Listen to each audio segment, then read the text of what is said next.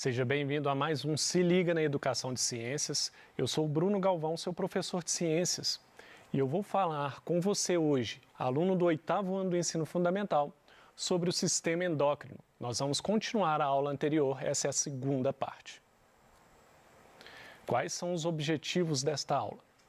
Permitir que você, aluno, possa identificar os componentes do sistema endócrino, compreender o funcionamento das glândulas associadas a este sistema. Então, eu quero que você possa entender onde estão as principais glândulas ou órgãos responsáveis por esse sistema e compreender as funções. Primeira função geral do sistema endócrino. O sistema endócrino controla partes das atividades do corpo humano por meio de mensageiros químicos que nós chamamos de hormônios. Então, quando falarem com você hormônios, pense que é um mensageiro químico, ou seja, é uma substância química que ela consegue levar mensagens para as células, ela consegue levar sinais para a célula.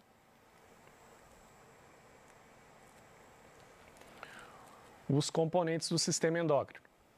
Destaquei de branco aqui o que nós falamos na aula anterior. Nós falamos do hipotálamo, nós falamos da glândula pineal, nós falamos da hipófise. Hoje nós vamos falar da glândula tireoide, glândulas paratireoides, glândulas suprarrenais, pâncreas, os ovários e os testículos. Então, hoje tem muita coisa para ver, né? Vamos lá. Vamos começar aqui, então, da glândula tireoide. Reparem nessa figura primeiro na localização da glândula tireoide ou tireoide. Fica na região do pescoço, já quase na divisa do pescoço com o nosso tronco. Bom, essa glândula, então, que fica abaixo das cartilagens da laringe, então, quando a gente pensa na laringe, a gente pensa, então, nessa região que a gente tem um altinho aqui na garganta. Então, logo abaixo dessa região, nós temos aí a glândula tireoide. Ela tem um papel muito importante no que nós chamamos de homeostase do organismo humano, ou seja, que é a manutenção do equilíbrio do nosso organismo. Mas não é equilíbrio de não conseguir cair, não. É o equilíbrio das reações metabólicas, das reações químicas que acontecem em nosso corpo, do nosso metabolismo. Vamos entender isso olhando alguns hormônios da glândula tireoide. Temos esses hormônios aqui: tiroxina, também conhecida como T4, e triiodotironina. O nome é difícil, né? Você pode chamar de T3 também, que fica mais fácil. Elas vão atuar nos processos metabólicos. E temos a calcitocina, que reduz os níveis de cálcio no sangue. Então, nós temos ali hormônios como o T3 e o T4 que estão relacionados ao nosso metabolismo. Então, quando eu penso em metabolismo, eu penso na velocidade das reações químicas. Sabe quando você está sentindo aquele calor danado, aí seu corpo fica um pouquinho mole e tal? Isso tem a ver com o metabolismo, seu metabolismo está mais lento. Quando você está mais agitado, você está se sentindo bem disposto, você está com o metabolismo mais acelerado, você está ali sentindo energia no seu corpo. Tem a ver com esses hormônios tiroxina e triiodotironina. E a calcitonina, ela tem a ação de reduzir os níveis de cálcio no sangue. Isso é fundamental. O cálcio, apesar de ser um dos sais minerais, um dos íons, eu posso dizer mesmo, de um dos minerais que estão em maior quantidade no organismo humano, ele também não pode ultrapassar uma certa quantidade. O cálcio é fundamental na composição dos nossos ossos, mas ele é fundamental também na contração muscular, ele é fundamental em outras reações químicas que acontecem no nosso corpo. Por isso, precisamos de manter os níveis adequados de cálcio no nosso sangue. Falamos então das glândulas tireoides. Vamos falar das glândulas paratireoides. Elas estão localizadas na parte posterior da glândula tireoide, ou seja, na parte de trás da glândula tireoide. Esse desenho está mostrando as costas da tireoide. E as glândulas paratireoides são esses 4 pontos amarelos aí que estão destacados nessa figura. Então você tem aqui na região do pescoço a glândula tireoide e nas costas dessa glândula você tem as paratireoides. Vamos ver os hormônios, o hormônio aí produzido, o principal hormônio da paratireoide. Nós temos o que chamamos de paratormônio. Paratormônio, ele vai ter um papel inverso ao da calcitonina. Só que a calcitonina é produzida lá na tireoide e o paratormônio aqui na paratireoide. Ele vai aumentar os níveis de cálcio no sangue. Então existe uma regulação entre a tireoide e a paratireoide com relação à quantidade de cálcio no sangue. Bom, eu já disse que é importante o cálcio tanto na contração muscular quanto também uma certa concentração de cálcio nos ossos é fundamental. E esse aumento dos níveis de cálcio no sangue causado pelo paratormônio, com esse aumento de cálcio, esse aumento vai induzir ao efeito da calcitonina, vai fazer a calcitonina ser produzida e aí você vai ter uma redução de novo. Quando reduzir os níveis de cálcio, olha que loucura, aí entra de novo o paratormônio e aumenta de novo. E fica esse equilíbrio, aumenta e diminui até manter um equilíbrio, manter uns níveis de cálcio na quantidade correta para que o nosso organismo funcione bem. Bom, vamos falar agora das glândulas suprarrenais. As glândulas suprarrenais, elas também são chamadas de adrenais e elas estão localizadas, como o próprio nome indica, olha, suprarrenais, sobre os rins. Então aqui as setas vermelhas estão apontando para as suprarrenais e elas estão justamente, são 2 glândulas, cada uma sobre um dos rins. Vamos ver os hormônios que estão sendo produzidos pelas glândulas suprarrenais, a importância desses hormônios para o funcionamento do nosso organismo. Temos a famosa adrenalina e a noradrenalina. São produzidos na medula, a medula da suprarrenal é a parte mais interna, fica no meio dela. Esses hormônios estão relacionados à vasoconstrição e aumento do nível de glicose no sangue. Quando eu penso em vasoconstrição, eu estou falando de tornar os vasos sanguíneos mais finos. Isso se chama vasoconstrição. Faz eles serem espremidos e diminuírem de volume. E também um aumento de glicose no sangue. Então, a adrenalina e a noradrenalina são relacionados a quando nós precisamos reagir rapidamente a algum evento. Mais especialmente a adrenalina. Quando você leva um susto, que às vezes você fica até branco assim, né? Nossa, que susto! O que acontece é uma vasoconstrição muito grande, ou seja, um afinamento dos seus vasos, principalmente na região da pele. Aí tem pessoas que falam assim, não, você levou um susto tão grande que você ficou pálido. Essa palidez é porque os seus vasos foram afinados para que esse sangue fosse concentrado na sua musculatura e nos órgãos mais internos. Por que você precisa de um grande abastecimento de sangue na sua musculatura na hora de um susto? Porque você precisa de reagir rapidamente. Vem um carro, buzina para você, você não viu o carro, você dá aquele salto. Às vezes você dá um salto até maior do que você pensa que você daria conta. Por quê? Seu organismo respondeu rapidamente com a adrenalina provocou essa vasoconstrição, concentrou sangue nos seus músculos para dar energia para os músculos e mais, aumentou o nível de glicose, que é a fonte de energia para a maioria das células do seu corpo e vai ser fonte de energia para o músculo, para você reagir rapidamente. Então esse hormônio, a adrenalina principalmente, é fundamental para que nós temos uma reação rápida no momento de perigo, por exemplo. A noradrenalina ela já trabalha mais com o controle da glicose, independente de você levar um susto ou de você se ver numa situação de perigo.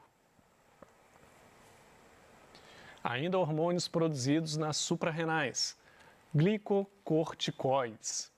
Bom, o glicocorticoide ele já não é produzido na medula da suprarrenal. Não é lá no meio da suprarrenal.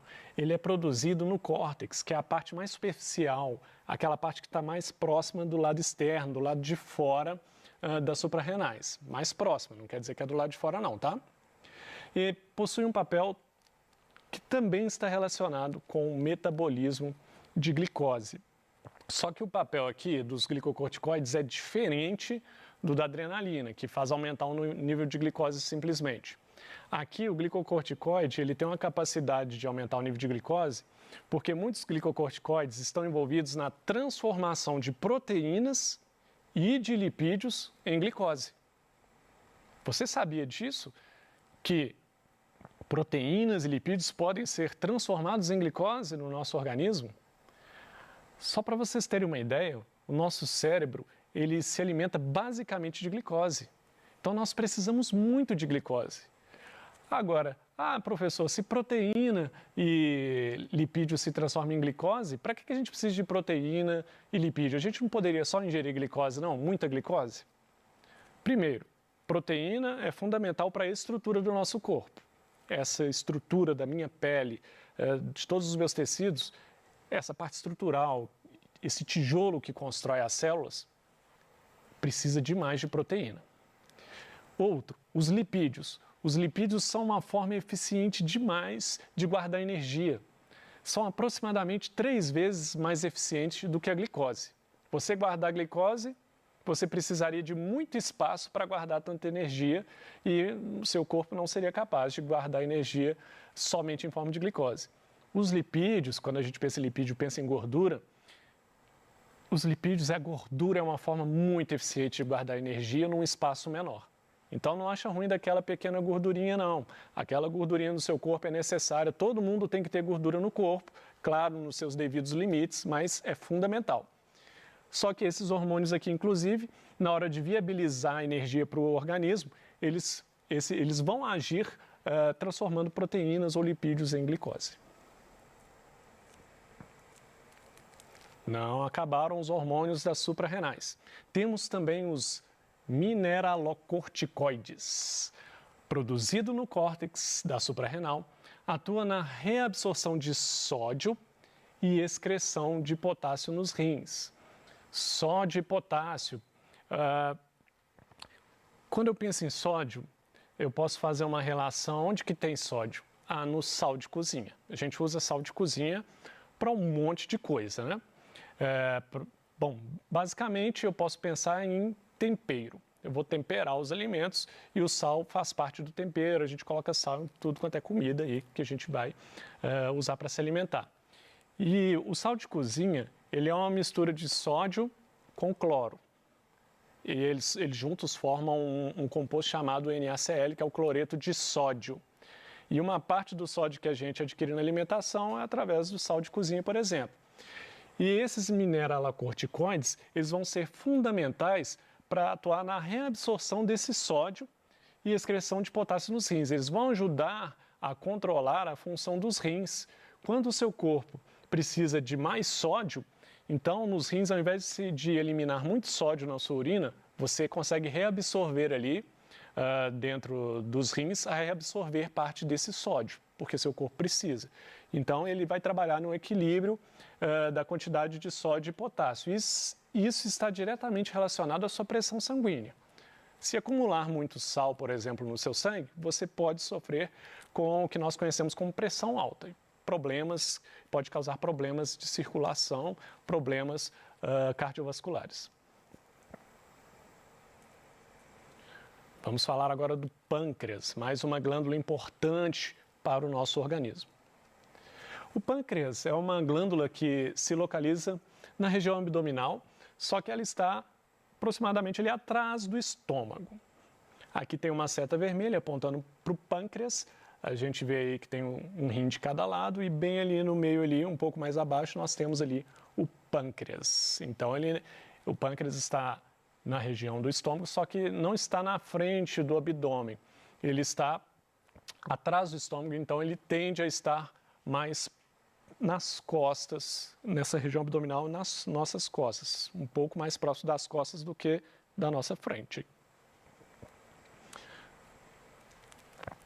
Vamos ver aqui alguns hormônios produzidos pelo pâncreas. O pâncreas, então, ele pode produzir 2 hormônios muito famosos, que são a insulina e o glucagon. E esses hormônios, eles se autorregulam. A insulina ela vai agir reduzindo os níveis de glicose no sangue, promovendo a entrada de glicose nas células. Já o glucagon, ele vai aumentar os níveis de glicose. Então, o que nós temos no pâncreas? Dois hormônios que um regula o outro. Por isso que está aqui a ideia de que se autorregulam. A insulina, então, reduz o nível de glicose no sangue. Como que ela faz isso? Fazendo a glicose entrar para dentro da célula. Então, a insulina tem o papel de fazer a glicose entrar dentro da célula. Já o glucagon tem o papel de retirar a glicose da célula e colocar na corrente sanguínea. Esse assunto está fortemente relacionado com a diabetes mellitus, principalmente a diabetes mellitus do tipo 1, que é quando a pessoa tem deficiência na produção de insulina ou não produz insulina. Na falta de insulina, ela não consegue colocar glicose dentro da célula e, por causa disso, os níveis de glicose no sangue aumentam. E o glucagon ele teria esse papel contrário. A glicose nossa ela é muito armazenada no nosso fígado, na forma de uma molécula que se chama glicogênio. O glicogênio é um aglomerado de várias glicoses. E o glucagon consegue fazer com que o fígado libere esse aglomerado, formando partículas de glicose novamente, para abastecer a glicose no seu sangue. Finalmente, as gônadas. Quando eu penso em gônada, eu estou pensando, no caso da mulher, dos ovários e no caso do homem, os testículos. Então, são os órgãos sexuais onde os organismos produzem suas células reprodutivas. Como eu disse, é feminino o ovário e a masculina é o testículo. Vamos ver aqui hormônios produzidos pelos ovários das mulheres. Estrogênio. O estrogênio ele participa do ciclo menstrual e desenvolvimento das características sexuais femininas. Temos também a progesterona, que promove o crescimento do endométrio do útero durante o ciclo menstrual. Estrogênio aqui, então, é um hormônio-chave para as características femininas. O desenvolvimento das mamas, o desenvolvimento de quadris mais largos, as características femininas estão relacionadas a esse hormônio, o estrogênio. E temos a progesterona que está relacionada à formação do endométrio. A menstruação nada mais é que a descamação do endométrio. Esse endométrio ele é produzido para receber o óvulo fecundado, para ali gerar, para você ter a formação do feto e gerar uma criança. Quando não tem um óvulo fecundado, e aí você então vai ter a liberação do endométrio, que é a menstruação. Hormônio dos testículos. Agora estamos falando das gônadas masculinas. Nós temos principalmente a testosterona. O que a testosterona faz? Ela proporciona o desenvolvimento do sistema reprodutor masculino e das características sexuais secundárias. Mais uma vez, quando eu penso em características sexuais secundárias, eu estou falando das características aqui que estão relacionadas com o corpo do homem. Por exemplo, a massa muscular do homem. O homem tende a ter uma massa muscular mais desenvolvida do que a da mulher. Isso tem a ver com a influência da testosterona. A voz mais grossa tem a ver com a testosterona. Então, alguns hormônios estão muito relacionados ao desenvolvimento das características femininas e masculinas no corpo dos seres humanos. Então, nós falamos hoje aqui sobre a glândula tireoide, falamos das paratireoides, das suprarrenais, do pâncreas e das gônadas. O mais importante, mais do que gravar nomes, é entender que o nosso corpo não funciona apenas sendo comandado pelo sistema nervoso, mas o sistema nervoso ele usa alguns artifícios para comandar seu corpo. E uma delas é, através do hipotálamo, controlar uma das glândulas principais, a glândula mestre, que vai controlar outras glândulas e algumas glândulas controlam umas às outras. E alguns hormônios controlam uns aos outros, influenciando em células que vão ter receptores para aqueles hormônios. Essa ideia geral de que o nosso corpo é complexo e controlado por hormônios e também pelo sistema nervoso é fundamental. Essa é a ideia de hoje. Aqui algumas referências bibliográficas, caso você queira aprofundar no assunto. No mais, eu desejo a você bons estudos.